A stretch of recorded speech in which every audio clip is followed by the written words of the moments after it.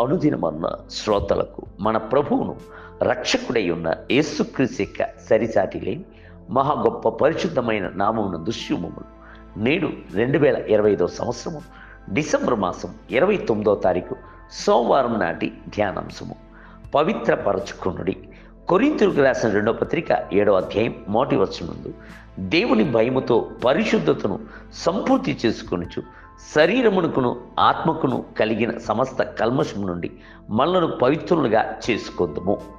నేటి దినముల యందు ప్రార్థన యందును బైబిల్ గ్రంథమును పఠించుట యందును అత్యధిక సమయాన్ని ఖర్చు పెట్టవలసిన దినములు. అలాగున ఖర్చు పెట్టినట్లయితే సంతోషముతోనూ ఉత్సాహముతోనూ నూతన సంవత్సరంలోనికి ప్రవేశించుటకు అది హేతువగను. మనలను ప్రభు పిలిచిన పిలుపు పరిశుద్ధముగా ఉన్నది. పరిశుద్ధత కొరకే ఆయన మనలను పిలిచి ఉన్నాడు. తెస్సలోనికి రాసిన మొదటి పత్రిక 4వ అధ్యాయం 7వ వచనం. అదే సమయమున మిమ్ములను పిలిచిన దేవుణ్ణి తేరి చూడుడి. తండ్రైన దేవుడు పరిశుద్ధుడు, కుమారుడైన దేవుడు పరిశుద్ధుడు, పరిశుద్ధ ఆత్ముడు కూడాను పరిశుద్ధుడిగా ఉన్నాడు.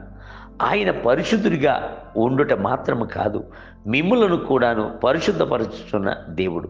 ఆయన యొక్క నామము యెహోవా మెకాదీష్ అనుటయే ఉన్నది. యెహోవా మెకాదీషు అని అంటే పరిశుద్ధపరచుచున్న దేవుడు అని అర్థము. అట్టి దేవుడై ఉన్న ప్రభువు చెప్పెను, నేను మీకు దేవుడై ఉండుటకు ఐగుప్తులో నుండి మిమ్ములను రప్పించిన యెహోవాను.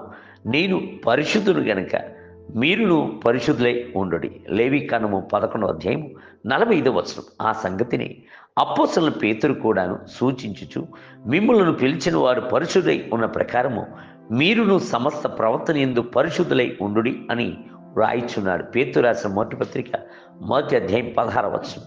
లేవికాండము 11వ అధ్యాయము 45వ వచనము, 19వ అధ్యాయము 2వ వచనము, 20వ అధ్యాయము 7వ వచనము మొదలగు వచనంలో పరిశుద్ధుడిగా ఉండుటకు గల అవశ్యతను ప్రభువు మరలా చెప్పుటను చూడవచ్చును. పరిశుద్ధముగా ఉండేటువంటి దేవునికి ఒక పరిశుద్ధ సమూహము కావాలను. దాని కొరికే దేవుడు ఇజ్రాయేలు ప్రజలను ఐగుప్తు నుండి ప్రత్యేకపరచుకొని తీసుకుని వచ్చెను. పరిశుద్ధత యందు మనలను ఆదర్శవంతులుగా చేయుటకును దేవుని యొక్క పరిశుద్ధ జనము కలదు అను సంగతిని లోకమునకు ప్రకటించుట కొరకును, పాపము అంతటిని మనకు కడిగి పరిశుద్ధపరచుటకును తన యొక్క రక్తముని మన కొరకు కుమ్మరించి ఇచ్చెను. మీరు నావారై ఉండునట్లును అన్యజనుల నుండి మిమ్ములను వేరుపరిచితిని. లేవికాండము 20వ అధ్యాయం 26వ వచనం. యెషయా ప్రభువును దర్శించున్నప్పుడు కేరుబులు ప్రభువును పరిశుద్ధుడు పరిశుద్ధుడు పరిశుద్ధుడు అని పొగుడుచుండి. పరలోకమును అపోస్తలుని యోహాను చూచినప్పుడు అక్కడున్న 4 జీవులు సర్వాధికారి దేవుడునగు ప్రభు పరిశుద్ధుడు పరిశుద్ధుడు అని మానక రాత్రింబగళ్ళు చెప్పుచుండెను. ప్రకటన గ్రంథము 4వ అధ్యాయం 8వ వచనం.